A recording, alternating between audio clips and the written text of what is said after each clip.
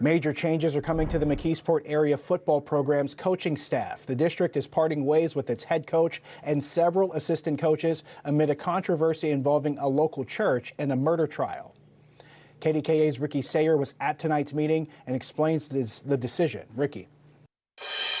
The board accepted the resignation of head coach Matt Miller. As for the assistant coaches, only the ones coming back got a specific vote tonight. The ones who aren't coming back did not, and no specific reason why they are leaving was disclosed. Now the board also elevated assistant coach Tom Smith to the position of head coach. The vote on accepting the resignation was far from unanimous.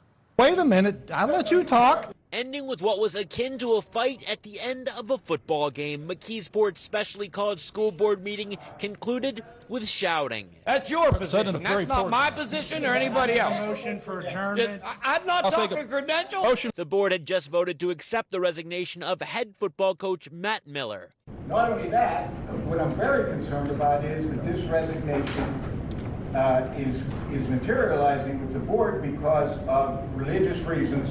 And I take offense to it, Dave Donato, that this is over religious. Nobody said it was about religious affiliation. Miller's father was the leader of a controversial church that was the focus of a KDKA investigates in 2016. A member of that church was sentenced this month for killing the daughter of McKeesport football legend Brandon Short. One of Miller's assistant coaches and the head of the Booster Club testified as character witnesses for the defense. He's one of the assistant coaches not returning. Short had said Miller should go. This coach has impeccable record as a human being and as a character, an unimpeachable character in this school district, and to blame him for the sins of his father? Board member Mark Holtzman Sr. said way before the sentencing he thought the team needed a coaching change. I think we needed some fresh blood, just like Pittsburgh Steelers did with a new coaching change. His son, who is also a board member, said it's important their alumni are respected. I'm happy with the result.